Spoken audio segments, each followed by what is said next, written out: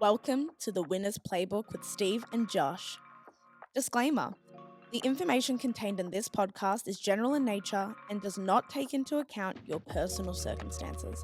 Please head to the show notes if you wish to book a free 15-minute call to discuss your personal situation. Okay, welcome back to the Winner's Playbook. My name's Steve Sloan, one of the directors of Link Wealth Group. I'm here with Josh Lee, my co-director. Josh, how are we going today? Very good, Steve. Very Yep. good. There's always plenty happening in the world. The flavour of the week is just all about acquisitions here at Link. Essentially, we've obviously got a lot on the go, which we've been speaking about in prior podcasts. There's 2 or 3 acquisitions that are getting really close to that pointy end at the moment, and obviously not just in Melbourne, where we're headquartered, over in South Australia as well, and just going to sort of further grow our Australian presence, so to speak. Not that it really matters where you are located these days, because you mostly are operating online. So the acquisition front is good, and also on the personal growth side of things, actually joined a not a networking group, but like for business owners, essentially an organization recently, which is just about getting involved and around more like-minded people. Like I speak about it all the time with my clients, like who you surround yourself with is going to have a massive impact on your trajectory in life. And I thought it was about time that, and I know you're joining as well, about, getting around other business owners and learning from mistakes, failures, positives, what's going well, and just continue to improve and get better. What about you, Steve? I must say that's one thing about us. We've got to constantly learn and develop and learn off other people, and I think we're prime examples of that. We just constantly look at what who's doing out there better than us and learn off them, right? So Totally. If you think you're doing it all right, you're missing the boat. Totally. And so you got to keep absorbing, keep learning, keep pushing. And the only way to do that is get out there and talk to people and listen and learn, right? So Totally. Absolutely. And mate, you spoke about the we're on the acquisition hunt at the minute. We've done a lot of work to get our team and procedures up to where they are now. We're going to the next phase for Link, but those acquisitions we've seen, actually the prices go up over the last couple of years for businesses, and that probably is a good segue into what we're going to be talking about today, and that's the little word called inflation. Which is notoriously the word when it comes to prices going up. And we've seen that a lot in Australia, and a lot of people out there at the supermarket have seen that a lot, especially over the last 12 months, which is really stressing budgets. But if we get stuck into it, mate, inflation, how does it work? How does it happen? And what are some of the remedies we can use to counteract it? Yeah, it's a hot one, Steve. As obviously inflation is the word of the probably year at the moment, and talking about what inflation actually is in simple terms is just basically the prices of goods and services going up around you is basically what it is, which virtually affects everyone, because that's what you're seeing at the Bowser when you're filling up your car, when you're buying your groceries, when you're paying a financial advisor or another service that you might be engaging with, a mechanic, whatever it may be. Virtually, it's just the cost of everything going up around you. And, what were some of the causes of that? Well, if you look back over the last sort of 3 and 4 years, what we've been through post-COVID, the world shut down, interest rates basically were cut to the lowest that they've ever been. Money was incredibly cheap. And then the economy really just come roaring out of that little COVID lockdown that we had, and naturally it's now things started to overheat essentially around the world. And then a part of that is then, well, how do you start to control that inflation and bring those costs down, or bring the inflation rate down if you're talking about inflation as a whole? And the big one there, or one of the biggest mechanisms that the Reserve Bank of Australia are using is interest rates. And that's then obviously the one that everyone's always talking about now is, well, how high are interest rates going to go? Are we at the peak? When are they going to start falling? And why is interest rates so important and correlated with inflation? Is, interest rates is basically the mechanism that the Reserve Bank have at their disposal to try and basically decrease spending is what they're trying to do. So if they put up the interest rates and everyone's mortgage repayments go up, you should have less money in your pocket to go out and spend and add further to the inflation story, essentially. So we've obviously seen inflation run up to, annualized figures of over 7%. That hurt, hurting a lot of people with HEX debts, because that was actually correlated and factored into the HEX debt in the last 12 months. Although the current government's coming out now have changed that, and they're going to adjust that. There's a lot of different areas in life that are affected ultimately by it, and we're still in a period of time now where inflation it's higher than the average that the Reserve Bank wants. They have their target range, what is it, 2 to 3%, that they want to see the inflation rate fall to, and I think it's hovering still at the mid threes. So, and the expectations are, if you look at the Reserve Bank minutes, I don't know who reads those things, but we usually would have a look at what's happening there, and they're still talking about inflation probably staying sticky and around to late 2025. So, I think everyone's sort of waiting on interest rates to start falling. I'd be shocked if there was an interest rate cut this year, and even rolling into next year. Do you see an interest rate cut in the first half? I don't know if you're betting, probably not. But I also say to clients, like, that's just the here and the now. The environment can change rapidly if some event hits the world, or a war breaks out, or whatever it may be. So that whole story could change very, very quickly. But in terms of how things look and feel at the moment, that's kind of how the landscape looks. So what about your perspective there, Steve? Well, I think just looking at it though, like, I think what people are getting frustrated by a lot is you walk into a supermarket and all of a sudden the prices are up 20%, right? And I think it's just really frustrating. I think people are seeing it right then and there, where they're walking away with a lot less food than what they ever were buying, and they're like, why is this happening? Like, why is this happening? And I think rightly so, people get very frustrated by that.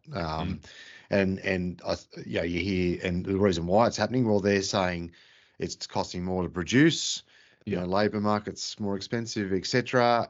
Is that right? Well, who really knows half the time? And I think the general Australian population is getting really, really sick of it, to be honest. And I can understand that. It's annoying for everyone. And the issue is the reality is that when the economy starts to slow, is Woolworths and Coles or whatever other supermarket going to put the prices back down? Well, no, they're not, right? So, that's not going to happen. But I suppose their argument would be, well, we haven't increased them again, so there's no more inflation. But we're still stuck with these high prices, and people are finding that really difficult to deal with. I suppose, how do people counteract it is the question. What can people do about it? Because that's the big one, right? Because if you're relying on the RBA to drop rates, and you just said the chances of that happening might not even happen for 3 years. So you can't rely on that. So if it's an issue, what do you do about it? Is probably more the question. Yeah, no, definitely. And I think there's a few ways to sort of tackle this one. The big one is like your purchasing power, because essentially inflation is eroding your purchasing power, because your wage is, say, it's staying the same, but everything around you is going up in cost, and therefore your wage is not going as far. Like you said, going to the groceries, like maybe your bills used to cost you 200, 250, and now it's on average over 300. And I know I can personally relate to that, because I eat a lot of food, and the grocery bill is not pretty. It's not pretty every week. I can tell everyone that's listening that. But in terms of, so how do you sort of protect against inflation? Well, number one is, before we get to the investing part of it, is you just got to figure out also how to earn some more money as well in this environment. Like, don't be the victim of, like you said, waiting on the Reserve Bank to start cutting interest rates, and that's when you're going to be able to start doing things, because that could be 12 months. Who knows? It could be shorter, could be later. But I always say, like, don't look at the macro of what's happening in the world, because you can't control any of that. You can't control what the governments are going to do. You can't control the weather. You can't control any of those big events that are happening. But what you can control is what's kind of happening in your household, and what decisions you're making, with that amazing brain between your, in your head, essentially. So, figuring out how to, get more valuable, make more money, that's obviously going to help curb the issue of inflation. Because if you're getting a pay rise, you're getting more valuable to your employer if you actually work with someone, or you're in a business, you're scaling your business. Like, we're involved in business. We always talk about, we're constantly looking at ways to improve, the revenue streams, looking at new businesses or opportunities. There's so many different avenues to tap into there. But, if you're just an employee at this point in time, well, even having an honest conversation with, with your boss or your manager around, what you're struggling with, or get some feedback actually on what you need to do to improve to get to the next level of whether, because we're just talking from an income perspective, like to get to that next, wage bracket, like what sort of responsibilities should you be taking on? Like what do they want to see from you to see you get to that next level? Like don't wait for them to come to you for that. Like you should take that on, take control of that narrative and approach them. So I think the first one is, just figure out how to get more money coming into the household, because if you've got more money coming into the household, when that's going to kind of take care of not reducing the effect of inflation, because inflation's still going to be there, but you're going to have more free cash flow and money left over, of which then you get into, well, how do you combat or project your wealth against inflation, which is the whole investing piece when you've got the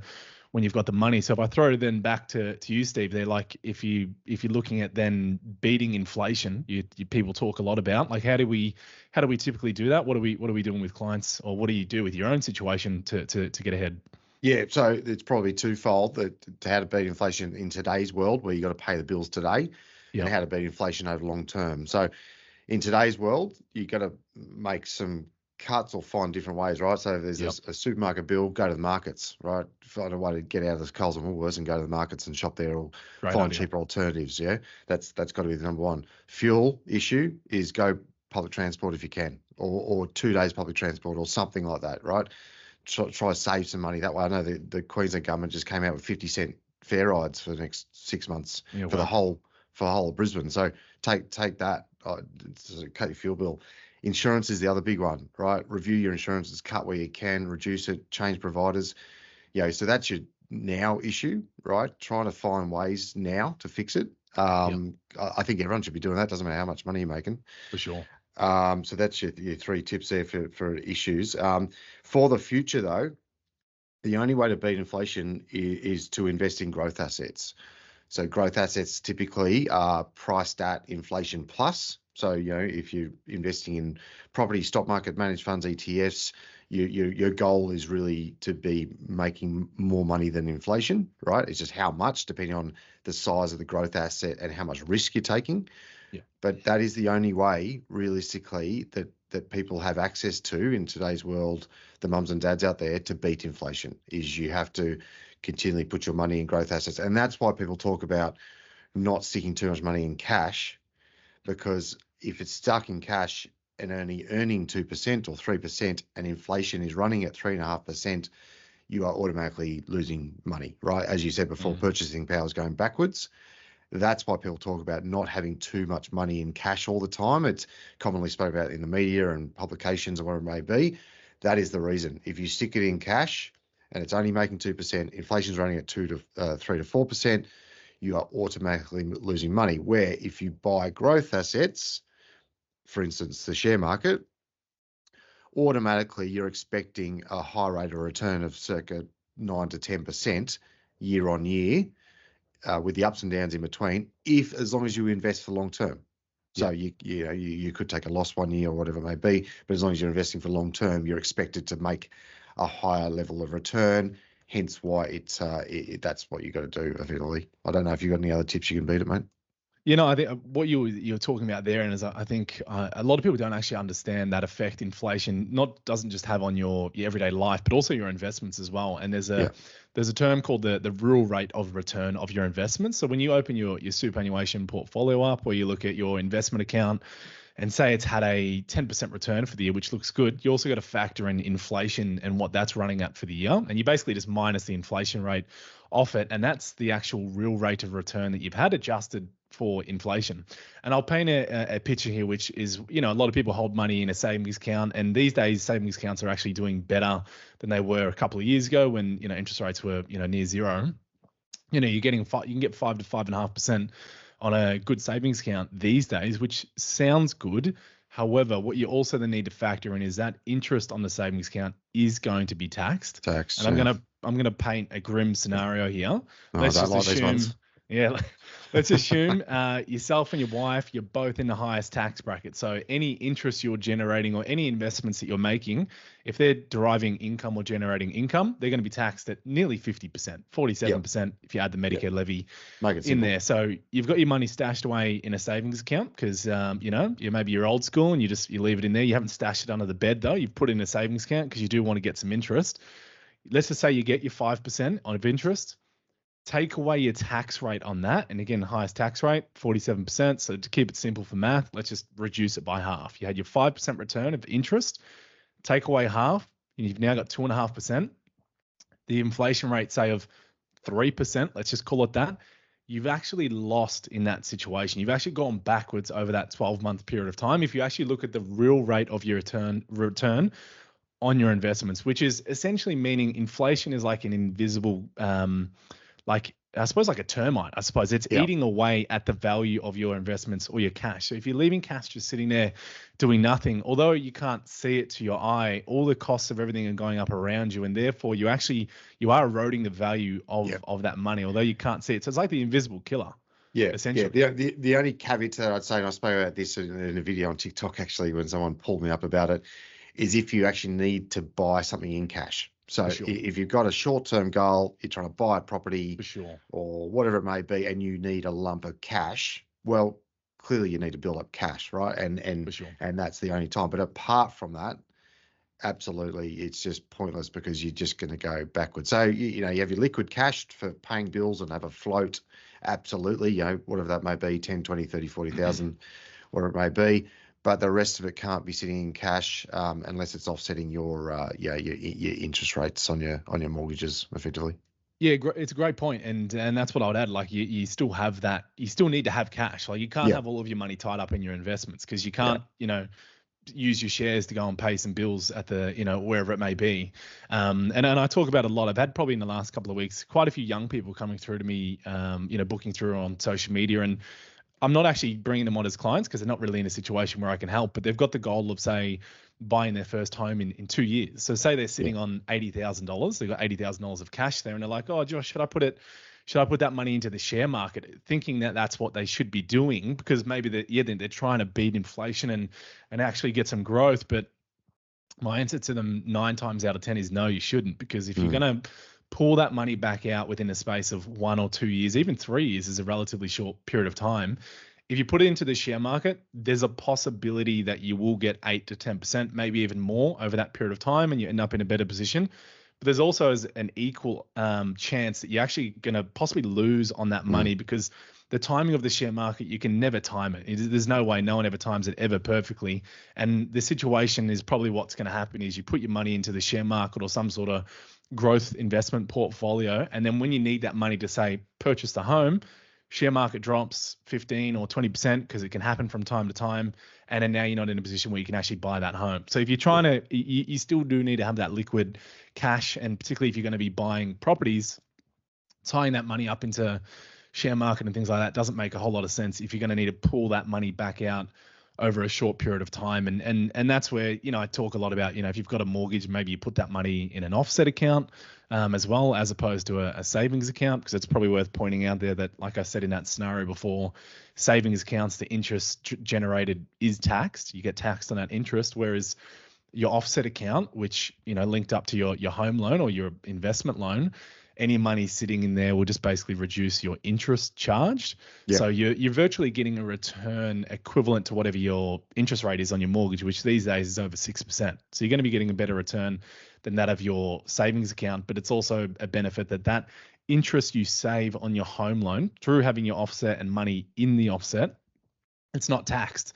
So you're actually getting, a risk-free return, and it's also a tax-free rate of return, which is incredibly powerful. And I'm like really happy to talk about. Like I've got a bank luckily that gives me unlimited offsets. So not many banks do that these days without charging you extra fees. This is probably a chance to say and give our team in the broking department a plug, because this is where your mortgage broker really kicks into gear and can help you find the right products, because there are certain lenders that have different products or provide you unlimited offsets like the ones that I've got. So all the banks are going to be a little bit different, and that's where your team in the broken team kicks in, and we've got Eddie and Carlo in Link Wealth Finance that help with all of those things. So if that's also a starting point to look at, and probably even a tip that I'm waffling on a bit there, but I've just kind of gone into something else of, speak to your mortgage broker. Like, again, if you've done all of you can in terms of increasing your income, you said before about cutting out some expenses and getting more savvy with your money. Like, review your mortgage, and you can probably get a better deal with your mortgage, lower your interest rate on your mortgage, or if you're really struggling, maybe you reset your loan term. So if you've got a 25 or a 20-year loan term you haven't refinanced for a long time, speak to a broker and maybe look at actually resetting that loan term, because that's a difference between you actually keeping hold of that property or being forced to sell it because you can't afford the repayments anymore. So there's plenty of options, I think, at anyone's disposal, 100%. Yeah, well, if you knock off the mortgage, your food bill, look at your options there, bulk buy, go to stalls, whatever it may be, fuel, look at the option of maybe public transport if you've got that option. Yeah. I mean, insurance, the other big one, insurance is thousands of dollars for most people per month, generally, with houses and whatever it may be. That you could easily chunk into some good cost savings there, and then combine that with maybe a bit of a side hustle. Yeah. A couple of extra bucks, away we go, right? That's going to hopefully try to help fix that today issue, and then invest for the long term in those growth assets and put inflation to bed. It's gold. And if I fire one final question then for you, Steve, because I always refer to you as more of a seasoned veteran than I am. You have been on this world for a lot longer than I have. So I'm going to fire this one at you to answer. Okay. Is inflation here to stay? And like, what's your views on with that? Is it going to come down? Is it here to stay? Should we be accustomed to this higher interest rate environment? What's your best guess? I don't think we're going to continually see the uplift in prices like we have been. I think we're at the point now everyone's feeling the pain, and if they keep on going with this increase in prices, I think people are just going to completely stop buying, right? So we're probably, I could think society can feel it. We're now gone at the point where it's probably at the top end. So no, I don't think we're going to constantly see prices go up from here. Yes, they will go up over time, of course, but not like we've seen. The other question to that, though, was the interest rate factor. Absolutely. I'm like you. I can't see a huge change in interest rates anytime soon. If you get one or two, it will be one or two. So, like, is that going to make a huge difference to your budgets after we just had a huge increase over the last couple of years? Not really. So don't expect a game changer, because there won't be. If they do any change, it'll be slow and it won't make any impact to your budget. So now's the time to act and move and do those cost savings, increase your income, and start looking hard at what you're doing, because it's just not going to be, there's no game changers coming in the short term, medium term. Yeah, great message. And I would say when those cuts of interest rates do start to then come, like, everyone's now accustomed to this higher interest rate environment. Like, you're spending the money you're forced to if you have a mortgage. So when those interest rates then start falling, you're going to have more money in your pocket at that point in time. Every time there's an interest rate cut, your loan repayment, the mandated amount, assuming you're on a variable rate, that is not a fixed rate, reduces. So then you've got extra money left over. So then you can't turn around and say, well, I've got no money to invest. That money left over from that, when the interest rates start coming down, you could start taking that money that was going towards your mortgage, and maybe you start putting that into some growth assets, shares, building up for some property, whatever it may be, all of what we've been speaking about. So, Steve, it's been a good one. Everyone that is listening, really do appreciate you tuning in. Spotify and Apple, 5 stars if you are getting some value for this. And tune into Steve's newsletter. We actually do a lot of social media. We put out a few posts on our newsletter as well, which you can find in the show notes. And as always, if you do want to chat to any one of the advisors at Link Wealth Group, you can come through, jump on the website, take your pick of any of the advisors. And if not, tune in for next week to get your weekly dose of financial and life wisdom, I'll say. Steve, I'll see you on the next one, mate. See you, mate. Bye. Cheers.